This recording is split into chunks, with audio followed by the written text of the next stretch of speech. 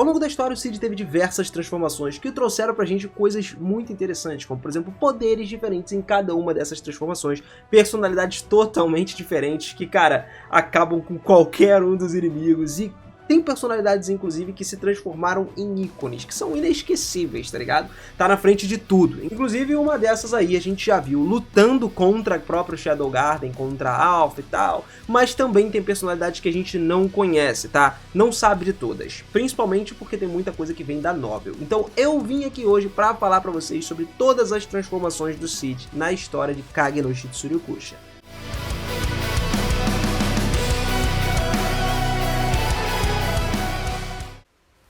Fala, seus otakus! Beleza? Eu sou o Minas e sejam muito bem-vindos a mais um videozão aqui do canal. E galera, olha só, dentro de todas essas transformações do Cid, eu tenho a minha preferida já. Acredito que você também vai ter a sua preferida de todas elas, né? Mas eu vou revelar só no final desse vídeo, para que a gente consiga aqui conversar muito mais sobre elas e você definir a sua e não ser igual a minha, pô, quero que seja diferente. E é muito interessante porque nos volumes atuais, né, nos novos volumes aí, principalmente a gente tem uma característica particular nessas mudanças do Cid. E demorou pra gente descobrir, mas é uma das que eu mais gostei também. Com certeza você também vai curtir. Então, se você não conhece, prepara aí e vamos começar aqui numa ordem cronológica, desde o início até o final, até hoje, quando foi lançado, né? Porque pode até ter mais transformações depois, mais pra frente, mas até o volume atual é o seguinte. A gente vai começar aqui direto pelo primeiro nascimento do Cid como Minoru. Pois é, estamos falando lá da Terra ainda. Ele nasceu como Minoru e foi inspirado a se tornar uma eminência da sombra desde o início da história.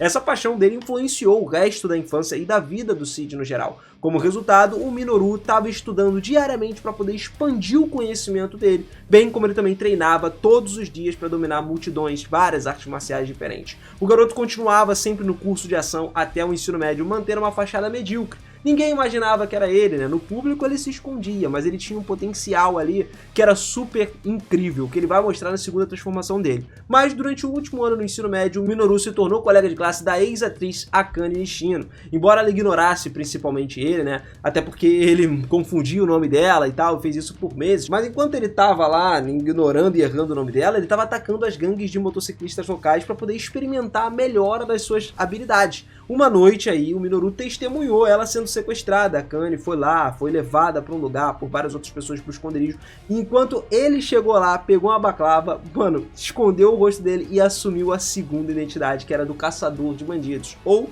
o conhecido como Stylish Bandit Slayer, né? Que no caso já é essa segunda transformação dele que a gente falou. Isso porque durante esses muitos anos ele veio praticando várias disciplinas de espadaria e artes marciais. Por exemplo, ele era proficiente em karatê, artes marciais mistas, luta livre, luta com esgrima, kendo. Cara, era literalmente um pau pra toda a obra. E fora que ele também tinha atividades de condicionamento físico que mantinham o corpo dele em condições máximas. Tinha, lógico, uma penca de exercícios aí, enquanto meio que desencorajava a atrofia muscular dele. Ele buscou várias técnicas, a Gama e Zen também, para poder elevar a mente e o corpo dele, e algumas religiões abraâmicas que também foram utilizadas para transcender o poder dele. E a partir daí ele acabou sendo apelidado aí de Máscara de Esqui Berserker, né, por todas as gangues locais dos motociclistas, e acabou ganhando uma experiência prática de combate às custas deles. Depois de despachar a galera lá, né, brutalmente, os sequestradores da Akane, e libertar a Akane, o Minoru começou a ver várias limitações nas suas habilidades físicas. Ele tinha o conhecimento das habilidades, mas nesse momento, quando ele começou a descobrir isso, ele começou a se esforçar mais ainda para pesquisar magia como uma solução para os seus problemas. Só que a magia ainda não existe no mundo normal, né? Para citar algumas coisas que ele pesquisou, ele tentou cerimônia de purificação, né? Ficar lá debaixo da cachoeira para ver se ele endurecia o corpo. Ele tentou se converter em várias religiões, até se amarrou na cruz o cara, tá ligado? Mas nada disso teve sucesso. Bom, durante uma certa sessão de treinamento dele, que envolvia basicamente dar cabeçada numa árvore, porque ele tinha que ficar fazendo isso, ele acabou recebendo uma concussão, né? Porque quem em sã consciência fica cabeceando uma árvore? Então, quando ele recebeu essa concussão, ele foi correr, acabou interpretando errado os faróis de um caminhão. Ele achou que, na verdade, aquilo ali era o poder dele chegando até ele, uma magia que ele tão sonhou, tão procurou assim. Infelizmente, ele acabou sendo atingido pelo caminhão e morreu nesse momento. E aí ele já renasceu como a nossa próxima forma do Cid Kagenou. Ele resolveu ser uma eminência das sombras, então, nessa nova vida dele. E agora o mundo era bom, porque tinha magia. O Cid começou a treinar em particular, sozinho, a ter mais experiência prática. Inclusive isso fez com que ele adquirisse novas habilidades notáveis, mesmo desde jovem. O engraçado é que agora ele trocou, né? Ele substituiu os motociclistas que tinham lá, né, as gangues do passado, pelos bandidos que agora assolavam esse mundo. Então, anos e anos e anos de experimentação prática produziram a ele um desenvolvimento muito superior em comparação com os seus contemporâneos, tá ligado? Todas as batalhas do Cid até agora, todas elas terminavam com uma vitória esmagadora. E todas essas batalhas lindas e maravilhosas era tudo uma parada que ele visava antes, né? Ele tinha uma visão do que ele ia fazer e sempre se mostrava com uma estética literalmente ideal para uma eminência das sombras. Essas conquistas não tornaram o Cid complacente, e à medida que ele continuava a aprimorar o poder dele, as habilidades dele cada vez mais, ele estava determinado a se tornar o perfeito eminência das sombras. E é engraçado que as lutas pro Cid é como se fosse uma conversa matizada. As palavras, as emoções, tudo são transmitidas através das ações, como a linguagem corporal, ou movimentos de armas, ou algo do tipo. A superioridade de combate dele acabou sendo alcançada através da proficiência preditiva dele, e aqueles que se interpõem pela força são transformados ali no combate, né, como se fosse uma competição de força e adivinhação contra o Cid. E ele articulou, inclusive, a antipatia, rejeitou a dependência de várias táticas simples e avassaladoras, cara. Se fosse dado um ultimato, se ele pudesse escolher alguma coisa, com certeza ele escolheria poder. Mas não deveria ser uma desculpa para ele desconsiderar algumas coisas, formas de batalhas no geral, né?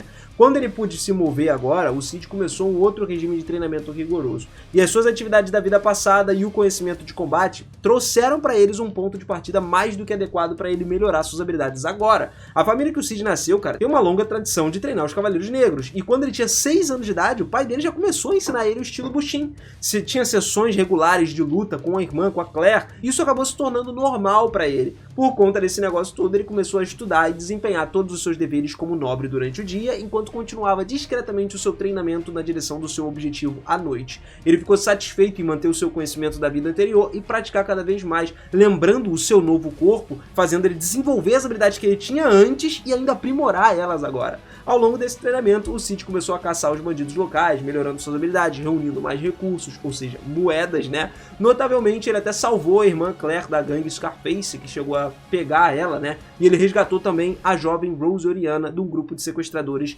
numa noite aí. E eu vou já falar isso pra vocês, tá? Então assim, ao longo de todas essas caçadas do Cid, ele atualizava rotineiramente os seus disfarces, desde o curativo comum até uma máscara eventual numa roupa de slime do bodysuit que ele descobriu lá, né? E foi quando ele veio com a persona de Shadow, por causa desse slime bodysuit, da roupa dele de slime.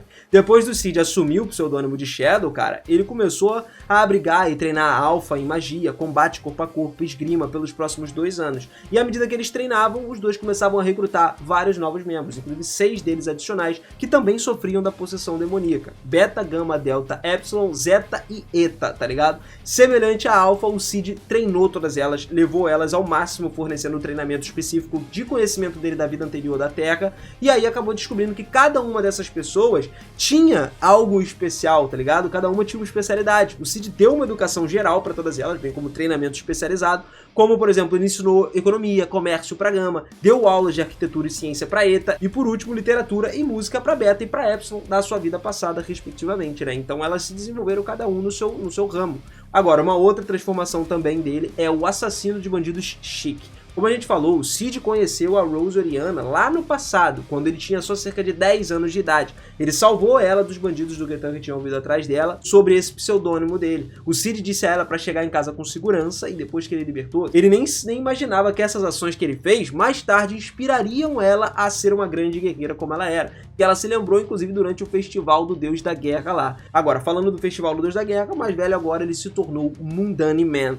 Com o apoio da Gama e da Nu, ele conseguiu adotar essa identidade com uma aparência completamente diferente. E o Mundane Man ainda assim chamou a atenção de todo mundo quando foi entrar na competição. Depois dos encontros lá, o Cid passou facilmente pelas preliminares, né? Ele conseguiu lutar com a galera e brevemente teve encontro com a Rose, né? Que teve um conflito aí numa situação familiar. Ele confortaria ela mais tarde, sabendo de tudo, né? Que tinha tentado matar o seu próprio noivo, e como resultado da tentativa do assassinato, ela se tornaria uma fugitiva para grande parte da confusão geral. Só que o Cid, como Mundane Man, continuaria a passar pelo torneio do Deus da Guerra, apesar de ser um azarão, né? De estar sempre derrotando os participantes notáveis também de uma forma ridícula, como o Sir Ringolden, e mais tarde ele continuou ganhando e chegou até as quartas de final. Na próxima partida, o Mundane Man foi direto contra o favorito do torneio, a Iris, tá ligado? Que dominou sem esforço nenhum a batalha batalha e reivindicou a vitória pra ele. Só que depois da conclusão, a Rose de repente chegou pro confronto do seu noivo ali, apenas pro assassinato inesperado do pai dela, né, o rei de Oriana. E aí, meu irmão, quando aconteceu as coisas, foi quando o Mundanimento se revelou como Shadow. A Rose reconheceu ele como Fancy Bennett Slayer, o garotinho que salvou ela no passado, e lá ele convenceu ela pra ser uma princesa fugitiva e fugir enquanto cuidava do resto. Agora, depois do incidente da Lua Vermelha dessa última temporada, o Shadow concordou em trabalhar junto com a Yukimi, pra poder ter aquele esquema de derrotar o Great Commerce Alliance e a Mitsugoshi Company pra ter um enorme lucro com o final das contas. Percebendo uma falha gigantesca no sistema das duas partes das duas entidades, ele convenceu a sedutora a fabricar notas falsas pra inflar o valor dessas notas, o que acabaria por levar essas empresas à falência, tá ligado? Se elas não pudessem trocar todas as notas. Só que ele não poderia fazer isso tudo como Shadow ou como Cid, ele tinha que se esconder de todas, então ele assumiu a persona John Smith, uma das mais brabas que eu digo até agora. Ele ficou encarregado de proteger os locais da operação como John Smith e seria um agente secreto que inicialmente afastou a 666 junto com a equipe dela, composta pela 664 e 665, antes de ser confrontado mais tarde pela Delta. Só que a Delta reconheceu a identidade dele por conta do cheiro, né? Ele é um animal como Cid, e ele foi forçado a usar sua autoridade para mandar ela embora numa missão secreta para eliminar o Juggernaut lá em Outlaw City, em troca de obedecer um dos seus pedidos. Apesar das crescentes preocupações do Shadow Garden, o Cid enviou a eles uma mensagem criptografada com a confissão dele antes de continuar o seu dever de guarda. Só que o seu próximo oponente acabou sendo revelado como a Alpha, cara, que eventualmente também identificou o seu mestre, soube que era o Cid, que estava lá como John Smith, e exigiu uma explicação. Ela tentou subjugar ele, só que não dava. O John Smith foi capaz de derrotar ela muito fácil antes de partir. Posteriormente, ele descobriu que a Yukimi tinha sido capturada pelo Getan, que ele assumiu como culpado por trás do roubo, localizou o ex-amante e o John Smith chegou lá para confrontar o Getan, enquanto exigia a localização dos seus despojos antes de derrotar facilmente o líder da aliança, apesar do uso do suplemento animal que ele colocou para ficar mais forte, né? Mas, interpretando o mau pedido final do seu adversário de proteger a Yukimi, o Cid assumiu que o estoque tinha sido enterrado sobre a neve, começou a cavar depois de resgatar a Yukimi de lá, mas acabou que ele não achou nada, né? Apesar dele se juntar a Delta, o Cid foi incapaz de recuperar toda a fortuna dele também e foi forçado a considerar o plano todo dele um fracasso no final das contas. Mais pra frente ainda na história, nós temos aí um momento em que o culto dos Diabolos começou a invadir a escola de Midgar. Aí, nós vimos o Cid assumir uma outra personalidade também, como Suzuki Hope. Na real da real, galera, o Suzuki ele era um estudante já da Academia Midgar, era parente distante da Christina Hope, que a gente tem falado bastante desse último volume, né? Ela era da família filial do Duke Hope, e de acordo com a Christina, cara, o Suzuki, ele era uma pessoa muito quieta e não tinha nenhuma habilidade especial no geral. Realmente, o Suzuki era o que tinha o menor poder mágico da classe, se a gente for parar pra ver. Inclusive, ele foi o primeiro que teve a infelicidade de esgotar as reservas de mana dele, enquanto ele estava praticando magia, logo quando a névoa branca engoliu a escola toda praticamente, e logo ele acabou sendo vítima daquele colar de bomba mágico, né? Como resultado, ele morreu por conta disso aí. Assim, o Cid se transformou nele para poder se juntar com todo mundo e ninguém descobrir que realmente era o Cid. Ele queria ter uma forma de chegar até o local, o ponto de aonde tudo iniciou, para ele poder lutar contra uma pessoa que seja do culto dos Diabolos e poder reverter toda essa história. Tanto que ele conseguiu. Ele foi lá pro salão do culto antes de acabar com um certo problema, né, que todo mundo desmaiou, mas foi lá quando ele se revelou como Shadow e lutou contra o Fenrir, um dos assentos do culto dos Diabolos, que inclusive é um dos mais poderosos, é um dos cabeças de lá, e ele derrotou o Fenrir no final das contas.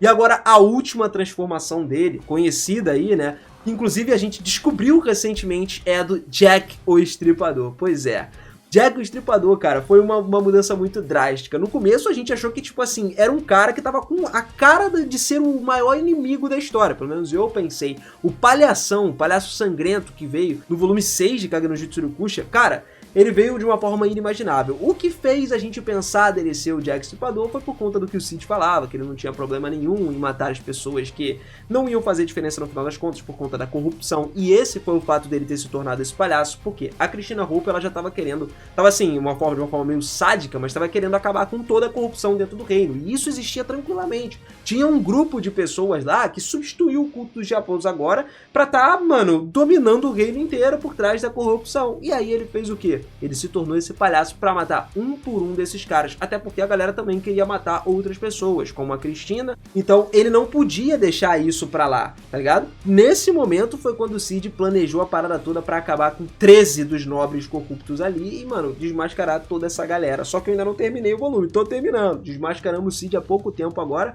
como o Jack o Estripador, e eu já li bastante coisa, cara. Inclusive já tô preparando os próximos vídeos pra vocês, que também vão ser muito bons.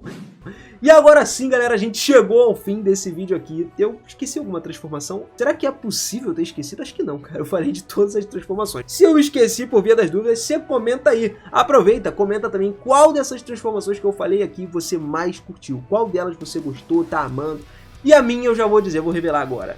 É o Jack Estripador, não tem como, cara. O Jack Estripador pra mim foi a melhor transformação dele no momento, por conta de ser, tipo assim, levar aquele tchan do terror, tá ligado? Eu gosto bastante dessa parada do terror. Ultimamente eu tenho curtido até bastante história de terror, animes de terror, e cara, é incrível você ver como que ele se transformou numa figura que existem, por exemplo, muitos mitos e filmes de terror relacionados, né? Que é um palhaço. Ele trouxe o palhaço à tona naquele lugar agora pra acabar simplesmente com vários nobres. E quem não teria medo, né? Se tu vê um palhaço por aí, de repente, é o Cid que tá indo atrás de você, cara. Vira amigo dele, não dá mole não, faz coisa errada não, porque senão ele vem, rapaz, tá doido. Bom, valeu demais, de verdade, por esse vídeo, galera. Então, se você puder, deixa o like aí, te custa nada. E aproveita, se inscreve no canal também, que é sempre muito bom eu estar aqui compartilhando com você todas essas informações, todos os momentos épicos dentro dos animes, dos mangás, da light novel, de tudo isso. Ter você aqui comigo nessa jornada do canal, cara, é muito bom. Lógico que a gente ainda tem muito mais jornada pela frente, tem muito o que crescer, e você fazendo parte dessa família vai ser incrível. Sei que você vai estar sempre acompanhando aqui, eu vou poder trazer o máximo de informação possível dessas histórias, porque eu sei que tu vai estar aí, do outro lado, assistindo, acompanhando, dando essa força. Você que me faz estar aqui todo dia, firme e forte, tá? Trazendo isso tudo. Obrigado demais, de coração, galera. Te vejo no próximo vídeo, hein? Vou ver lá, te cobro. Até mais. Valeu!